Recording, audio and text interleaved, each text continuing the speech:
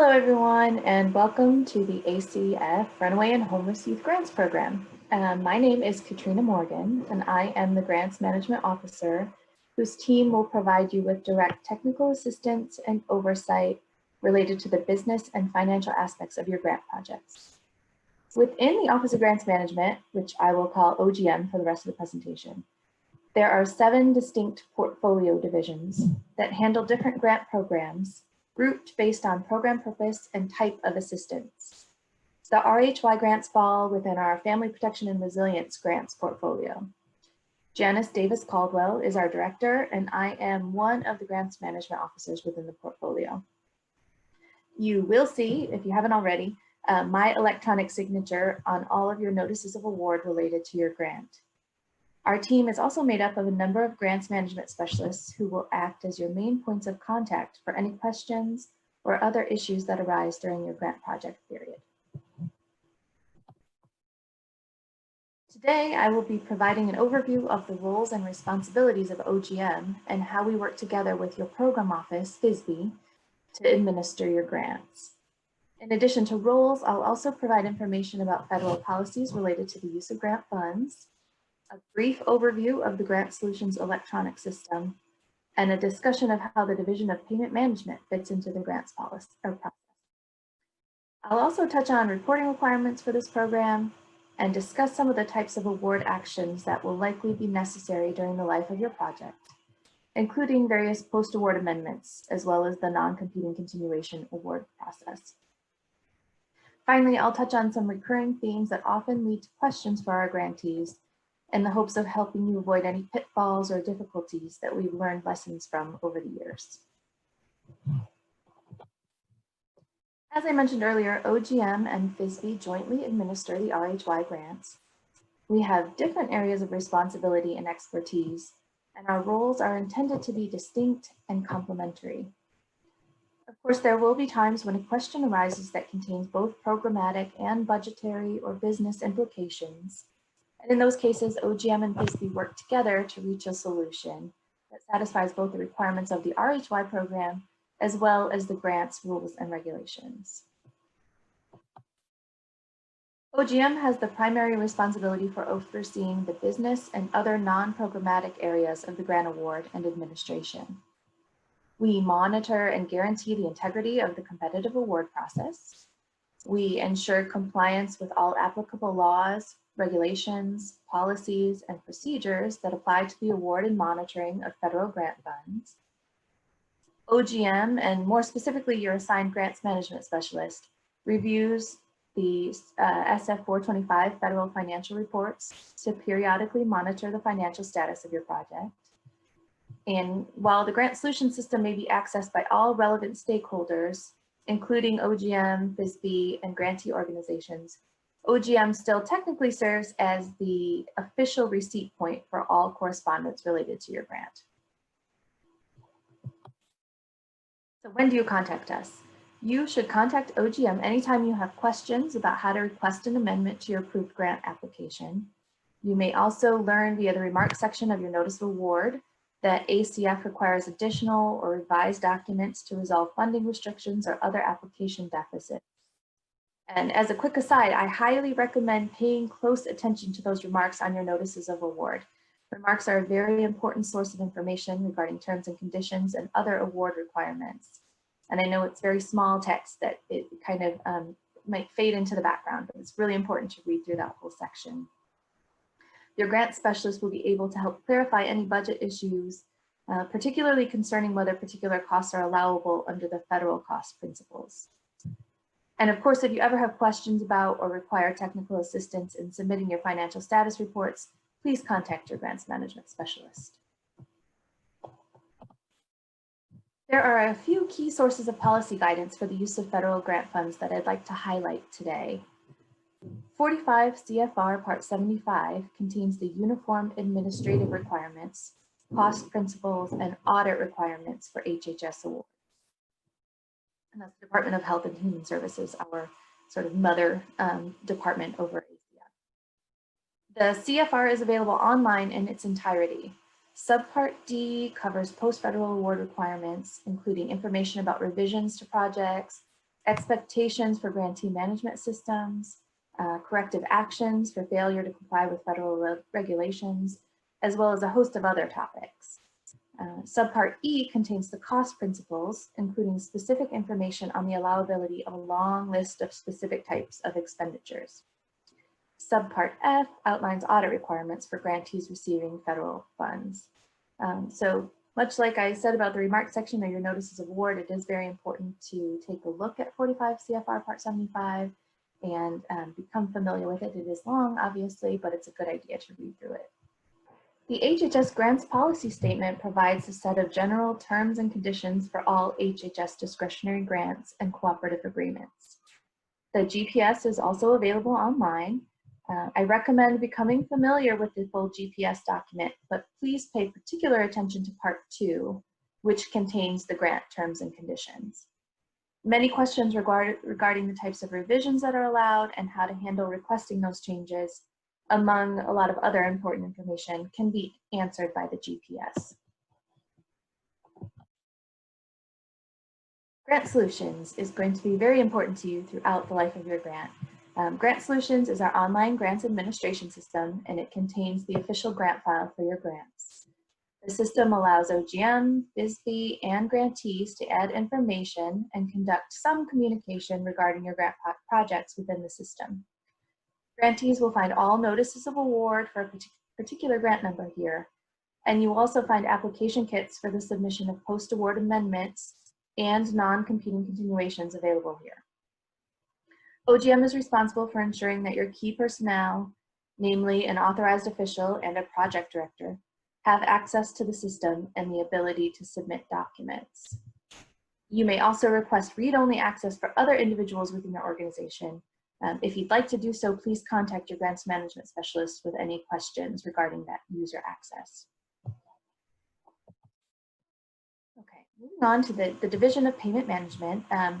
DPM provides a payment and accounting system for all ACF grants. The DPM payment management system is where you'll go to debit grant funds as you need them to pay for approved project activities. In addition to drawing down grant funds, you'll also complete all financial reporting in this system.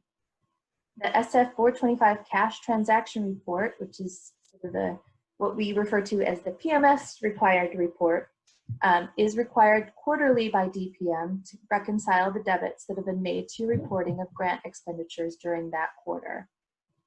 The SF 425 Federal Financial Report, which is the report we are looking at more closely in OGM, is required semi-annually by ACF to monitor the financial status of your project.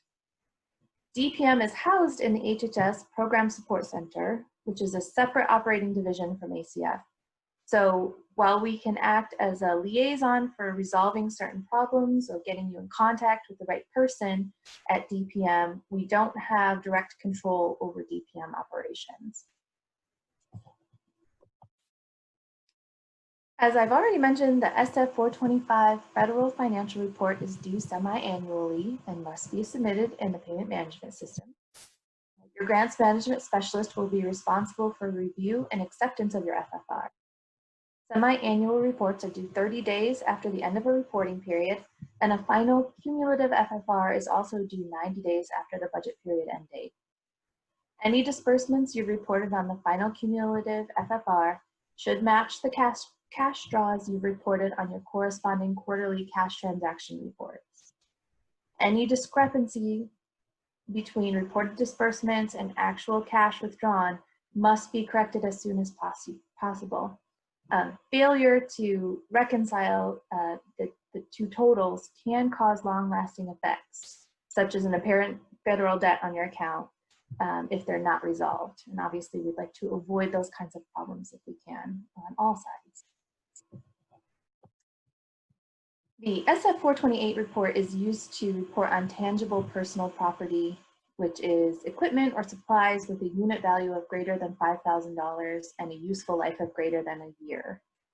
This type of equipment will require disposition instructions at the end of your grant project. The SF 429 is used to report on real property. The purchase or improvement of real property is not allowed under the RHY program, so you shouldn't have any need to utilize this report. And it's also highly possible, if not highly likely, that the SF 428 report does not apply to your project either if you don't have that tangible equipment or personal property. But if you do have that situation with your grant, that SF 428 would be due at the end of the project period. So again, those two reports don't really apply significantly to the RHY programs, but I just want to make you aware of them in case you have any need of them. Okay, so much like the federal financial reporting, program progress reports are due semi-annually. Please follow the guidance you've received from FSBE on completing your PPRs, and you will submit completed reports via the Grants Notes function in Grant Solutions. Okay, so moving on to post-award amendments now. If you find that you need to request an amendment to your original project plan, you'll need to submit an amendment request via Grant Solutions. Prior approval is required anytime you need to significantly adjust your budget across cost categories, or when there are changes in key personnel, such as the authorized official or program director, when there is a need for a change in the scope of your planned project, if you find that you have unmet objectives or incomplete activities from the previous budget period that require a carryover of funds, or if you find the need for a no-cost extension to complete previously approved project activities at the end of your project period. Each amendment type is available for selection in Grant Solutions, where you'll be then directed to the application components necessary to request the amendment. So please don't hesitate to contact your grants management specialist anytime you have questions about whether an amendment is necessary or how to request one. Each budget period of your grant after this first year will require the submission of a non-competing continuation application. So FSBE will send out invitation letters soon that will include instructions for applying and the expected funding levels for the next year. There'll be a distinct NCC kit for you to access in Grant Solutions with guidance on the types of documentation to submit. The NCC application is sort of similar to the original application that you submitted, a little simpler. It's pared down a little bit. So as always, please contact OGM for assistance with any problems you encounter during the application process. Okay, now I'd like to start sharing some lessons learned that will hopefully be helpful to you as you start out your new grant projects. Financial management standards and internal controls are very important, given that ACF expects grantee organizations to be adequately and accurately tracking the expenditure of grant funds and the completion of project activities. Guidance on standards regarding financial management can be found in 45 CFR Part 75.302 and 75.303. So the expectation is that grantees will spend funds as budgeted in the most recently approved application. And failure to do so could result in corrective actions such as restriction or even a disallowance of funds. So it is very important to communicate any intended changes to your federal project officer and grants management specialist to ensure that prior approval is granted where necessary. And, we all recognize that there are times when you have to make certain adjustments to your original project plan. And as long as you have consulted with the federal staff and received the appropriate approvals to do so, there's generally no problem. I also want to note that any change in the allocation of indirect costs to your budget should be communicated to OGM, even if the change is still in compliance with your approved indirect cost rate agreement. Since we do break out the indirect costs as a line item on your notices of award, we want to make sure that that is consistent with how you're actually expending those indirect costs.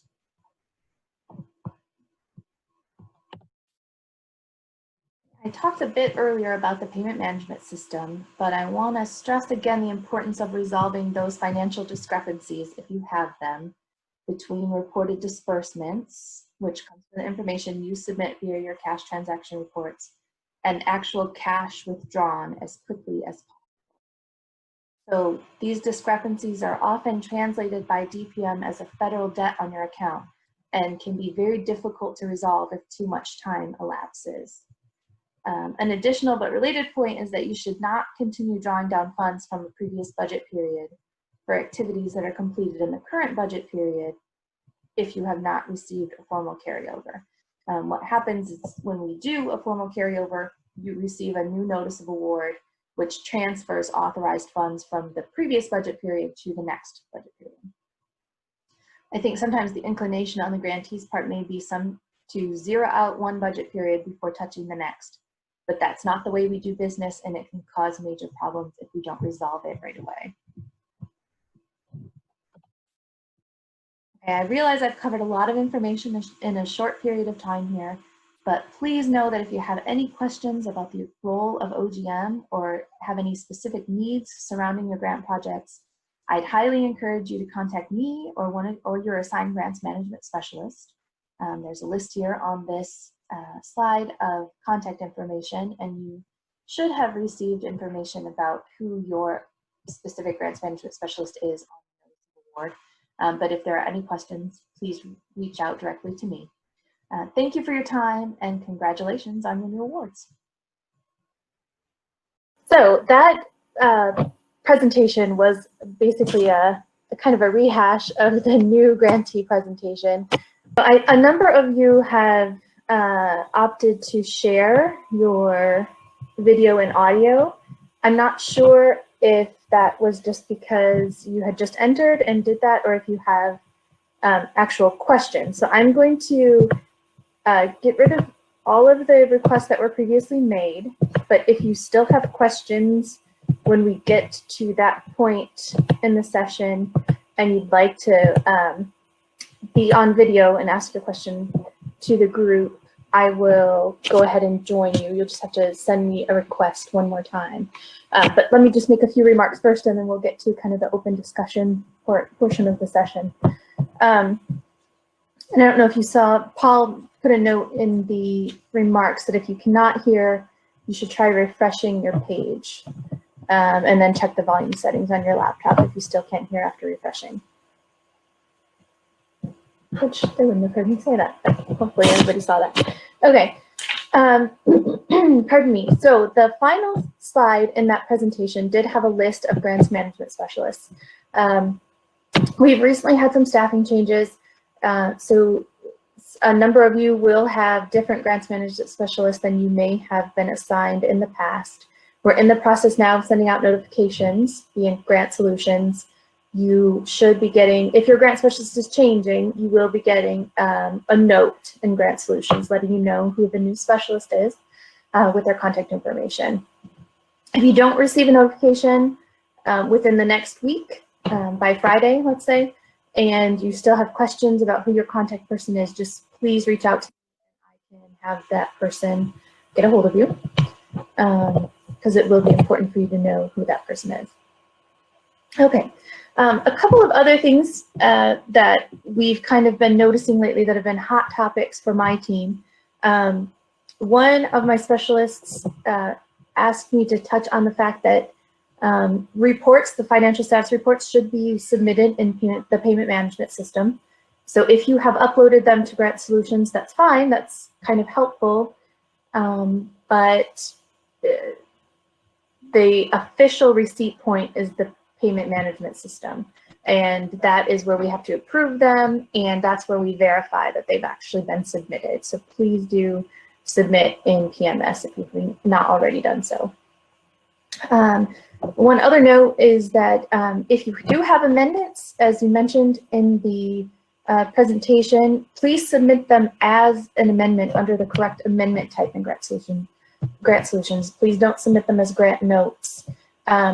If you know there's either your grant specialist or your program specialist wants to have the opportunity to review them in advance of proceeding with the approval, and we find that there is some sort of error in the submission, we can return it to you for revisions. But if you send it as a grant note, it just kind of doubles your amount of labor and effort that you have to make, because if it's completely perfect, then you will still have to resubmit it as an amendment. So it's better to just submit it as an amendment from the beginning. And then my little plug, we've started really in earnest trying to complete carryover requests and get new notices of award out for you if you have requested a carryover, particularly those who have CARES Act funds that they would like to carry over into the current year to continue using that money.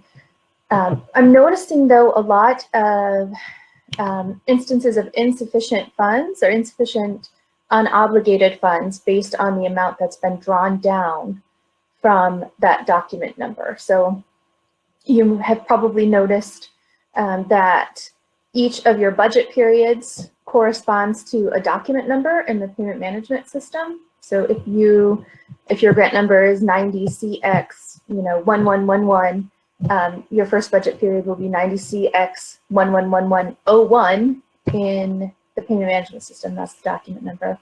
And for the CARES Act funding, because we had to come up with a way to track those funds separately, we did give them a distinct document number, which is your document number for the year that it was awarded, either your second budget period or your third budget period, in addition to a C3 designator at the end of that document number. So if you have requested a carryover, what we are doing is rolling those funds into the current budget period with that C3 designator still added on the end.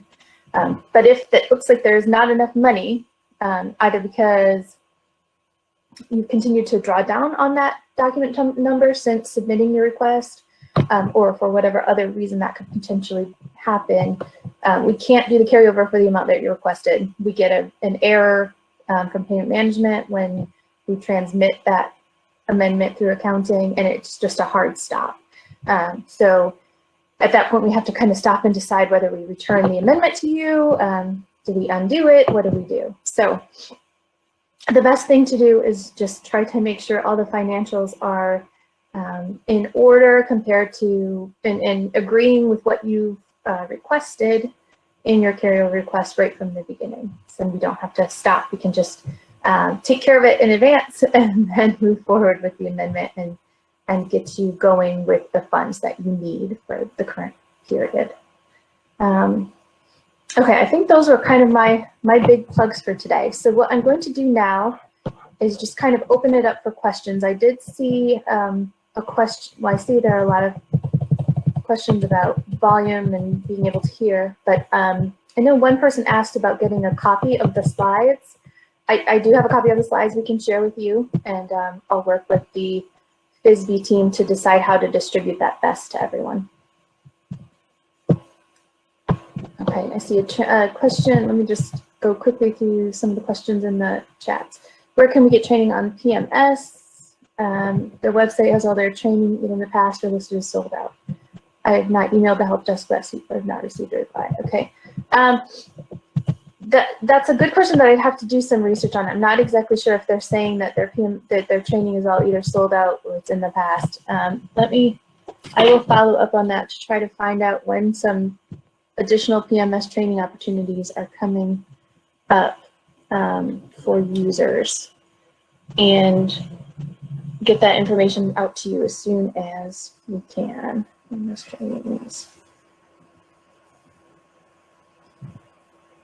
Okay. All right, I see a question. Let's see.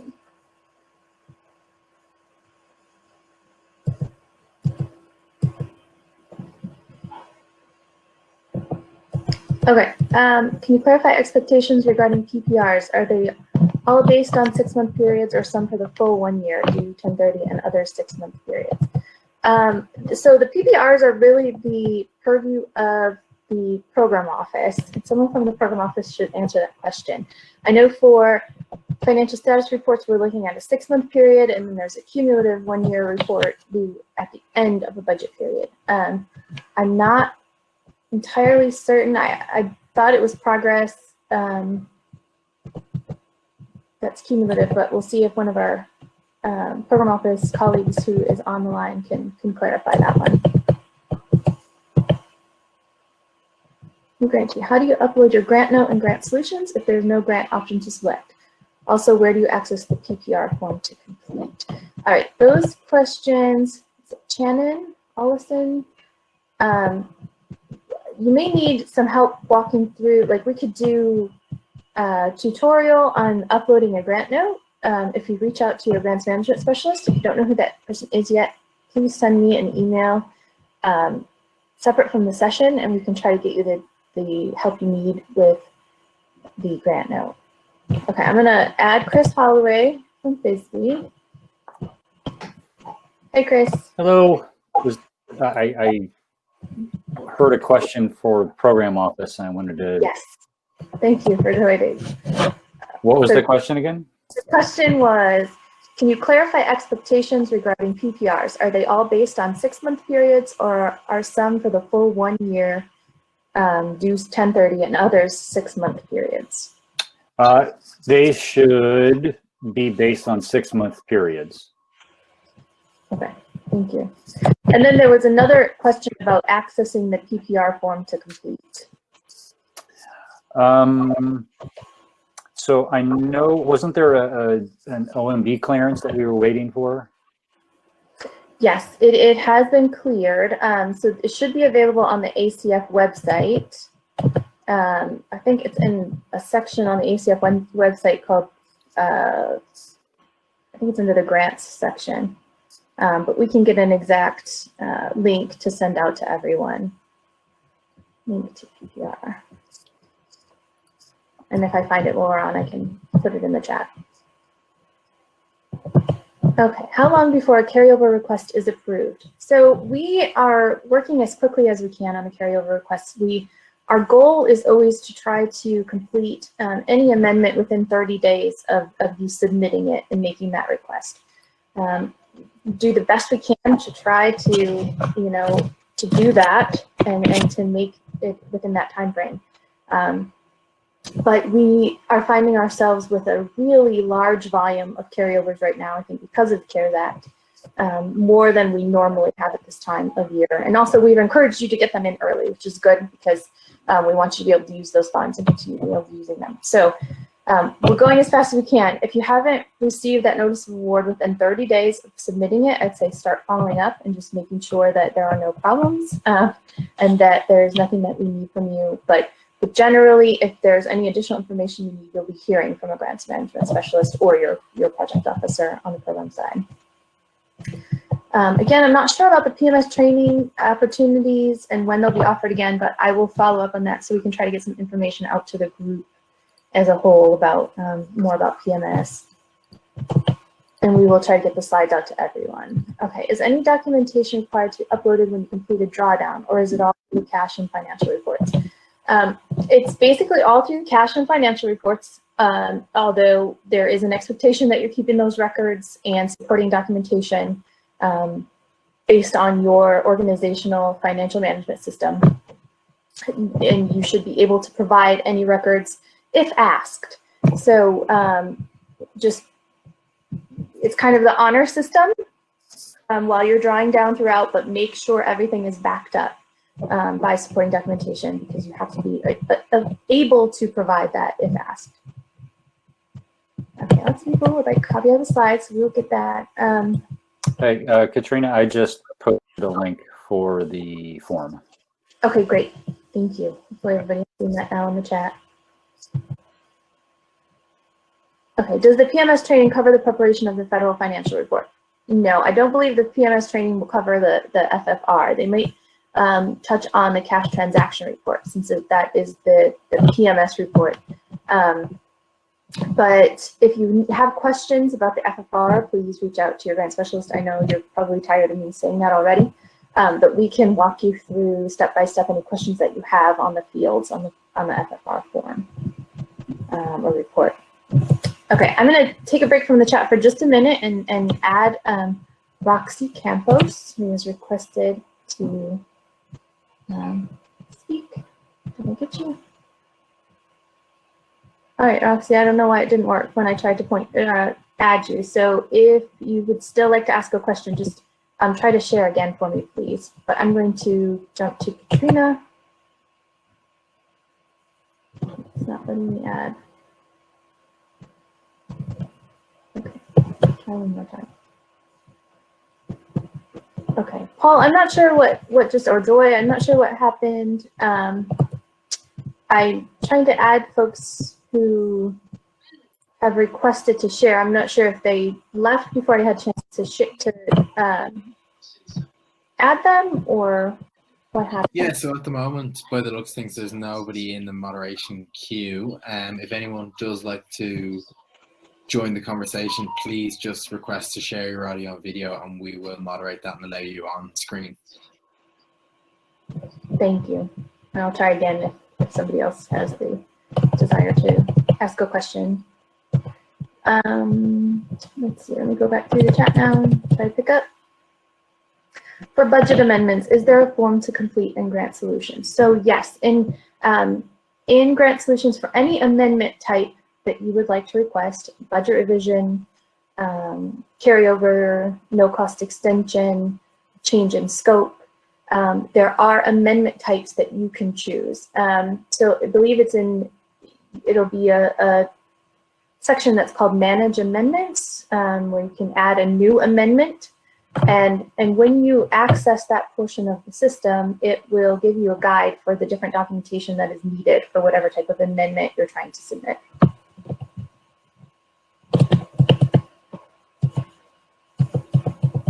Okay, someone says, hi, Chris. Let's see. Roxy Campos says, hi, Chris. Hopefully you saw that. Okay.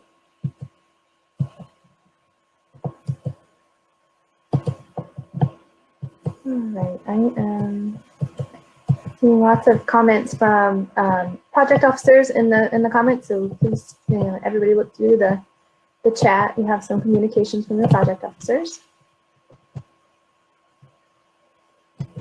Okay, so Janice Hacks says, I submitted the SF425 on the PMS site, but when I went to print it later, the numbers were different. Have others had this problem? That sounds like it should have, I would think, saved the submission you made prior. So I'm wondering what's going on with that as well, Janice. If you continue to have that problem, will you reach out to me so that we can look into that and see what may be going on? Okay.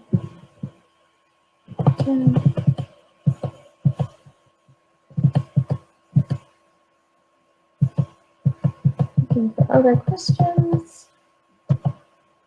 If we start, from Lindsay Marchman, if we start on a quarterly schedule for drawdowns, can we switch to monthly later?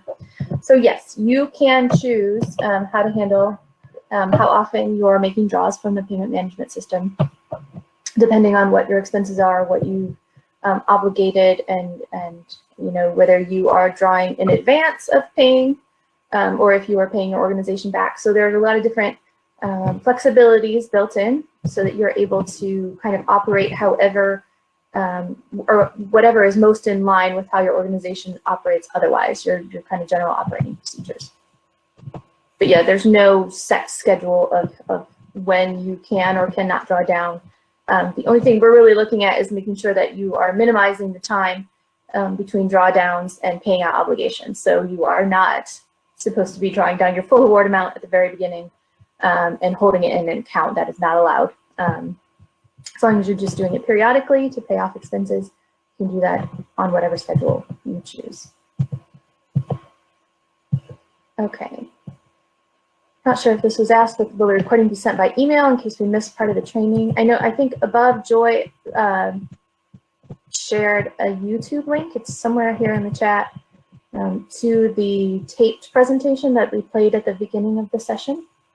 And I'm not sure about the taping of the rest of the session. Hopefully Joy can jump in on that one for us. Okay, will we need to submit an amendment for the conference funds we requested, Liz? So that actually depends, Liz, on how much money and what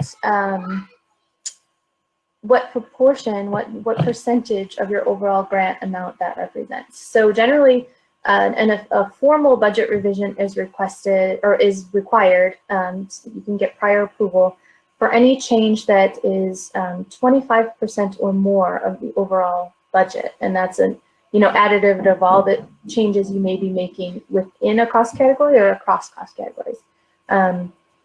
Unless your grant is over the simplified acquisition threshold of $250,000 per budget period, in which it's any change that's 10% or more of your overall grant amount. So if it's a relatively small change, which I assume this probably is, and it probably does not exceed 25 or meet or exceed 25%, then you don't likely need to ask for an official budget revision. However, I would say that it's always a good idea to communicate any planned change via a grant note. That way, it's in your official grant file, it's on record that you made this change and you let everybody know that it was happening, okay? How long does it take to have a carryover request approved? We touched on that a little earlier, just that we are shooting for 30 days from the time you submit an amendment of any kind to try to have it completed and have that new notice of award out to you. We are backed up on carryovers right now, and we have encountered some issues with some of the financial discrepancies that I was talking about earlier and payment management that's slowing us down a little bit. But if you haven't received your final approval within 30 days, please follow up with a grants management specialist so we can try to figure out what's going on with your amendment. Okay, Joy says session recordings from today will be added to the website. She provided the link to the presentation at the beginning as well. Okay, so the percent of overage allowed per line item on the budget. So I'm gonna ask me to repeat that. So a major revision that would require prior approval would be considered any revision that is 25% or more of your total award amount. Any change, whether it be a single move of funds from one cost category to another, or the additive effect of multiple different cost category changes being made, unless your grant exceeds $250,000, and then the threshold is 10%.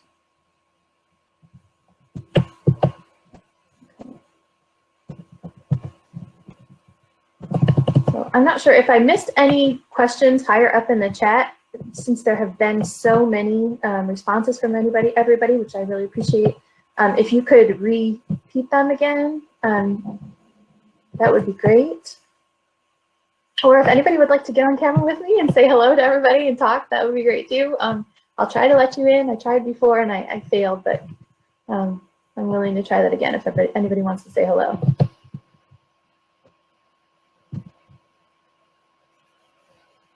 Oh, here's Chris. I'm going to add Chris in. Hi, Katrina.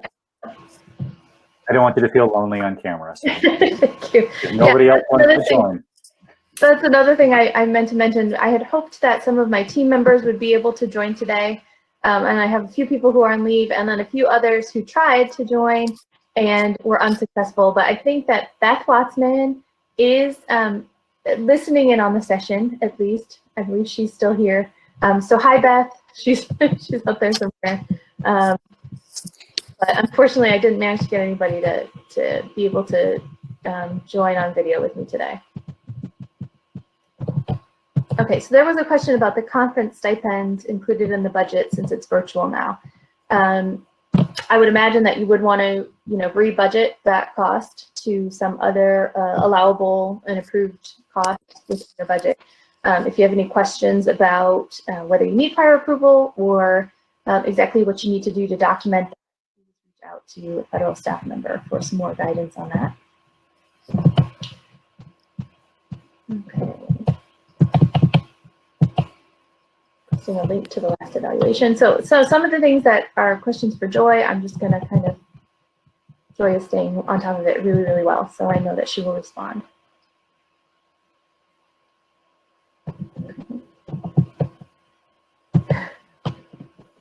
When you say cost category, do you mean categories like personnel and other? I ask because what happens if we use personnel salaries differently than the approved budget? For example, less on one staff member and more on another, or adding a staff member that was not originally listed. Hope that makes sense.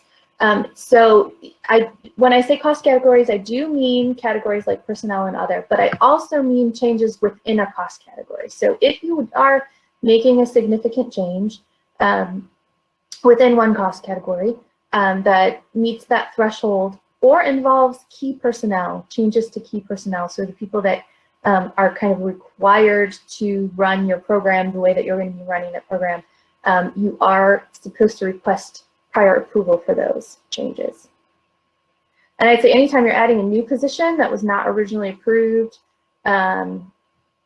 it's a good idea to submit it as a budget revision so that everybody can make sure that you know, it's just being assessed for the reasonableness and all of the you know, we're looking for on the OGM side, and well, everywhere on the federal side for allowability under the cost principles, reasonableness in terms of the type of program you're running and how much you're spending on different aspects of the running of that program, and allocability to the actual RHY program. Is it allowed under your program legislation?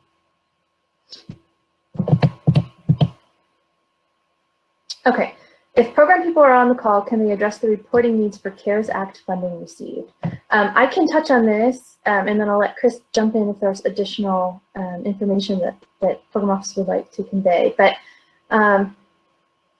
in terms of financial reporting, you should be considering the CARES Act funding just another chunk of the same award that you received. So if you received in year 3 a $200,000 award at the beginning of the budget period, and then you received an additional $50,000 in CARES Act funding, your total authorized amount for that year is now $250,000 on your financial status report.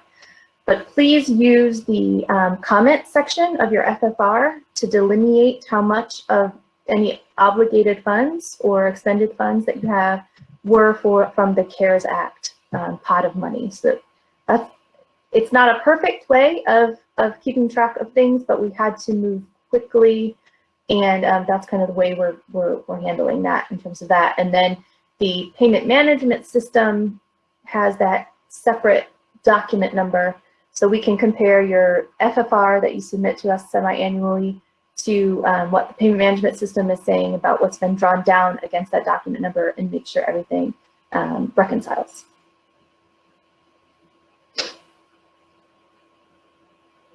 Okay. Anything to add on that, Chris, or was there any? No, I mean, I think from the programmatic standpoint, you know, you're tracking with what it is that you ultimately indicated was what you're going to spend the money on. So if it was PPE or overtime or other allowable expenses, you're just providing those updates in your PPR to correspond with how those funds have been spent.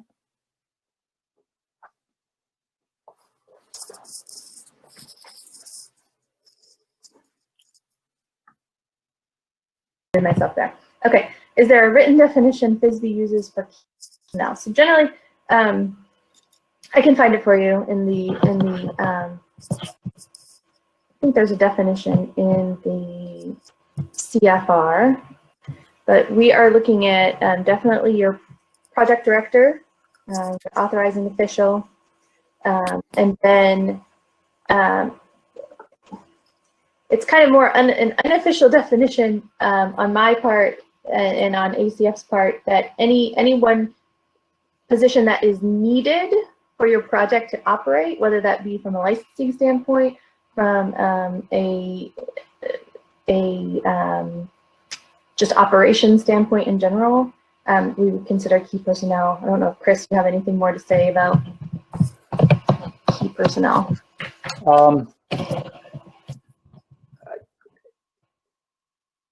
I think this is, at least from the program standpoint, this is, you know, if it looks like a duck and walks like a duck, you know, if you've got somebody who's 5% on the grant and they perform, that's not really a key personnel. I mean, we're talking about project directors, key staff who are providing direct services to clients, Those are the type of people that I think would reasonably be considered key personnel.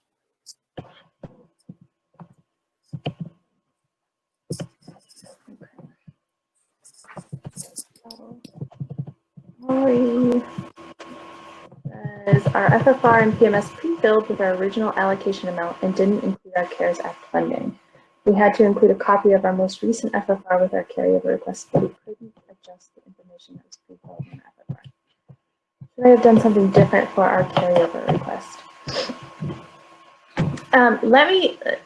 No, I mean, you did what you could, I think, based on what you had, and I think that was smart. If you could email me separately, Ari, with your grant number so that we can take a look at it and maybe talk to someone at PMS about why your report didn't update with the CARES Act amount. I'd be interested to follow up on that with them. We have had some, okay, thank you, I see your response. We've had some kind of hiccups with that. I think, again, the whole thing with the CARES Act funding happening so fast and all of the things that had to be done surrounding it sort of on the back end here on the federal side, there have been some hiccups. So we'll look into that. Okay.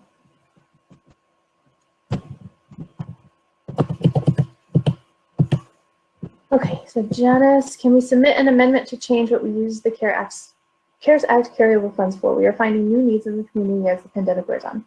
So I think I had a conversation about this with one of my grants management specialists the other day, and about the fact that the whole intent of the CARES Act funding is to allow for a lot of flexibility on the grantees side to use those funds for the needs that arise as a result of the pandemic. So yes, you can definitely submit an amendment to change what you had originally planned to use the CARES Act funding for. I realize that this is a changing situation and it's kind of ever evolving. And so while we would normally be a little bit more strict about that definition of carryover only being allowed for previously approved activities as opposed to new activities, the CARES Act, the COVID-19 response is kind of all new activities. So I don't see, from a grants perspective, any problem with making the changes that you need, as long as it's still in line with supporting the program. Okay, Greg, if you could also send me your grant number so we can take a look at that too.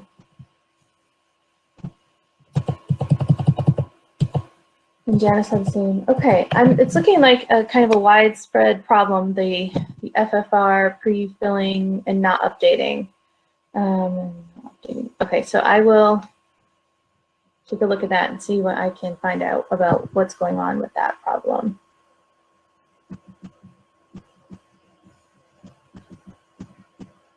Okay.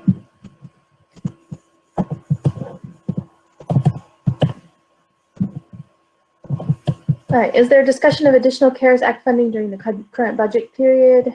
I don't know. I haven't heard any, and we kind of find out when Congress makes that decision. So I'll let Chris comment if there's anything more for him to say on that. But yeah, there's really not much more that I can offer. I think there's been lots of conversations about the potential of adding additional funding.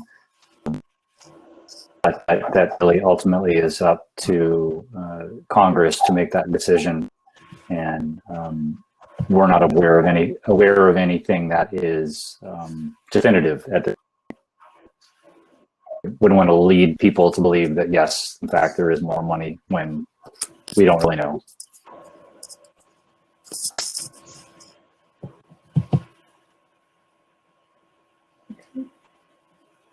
Other questions anyone might have?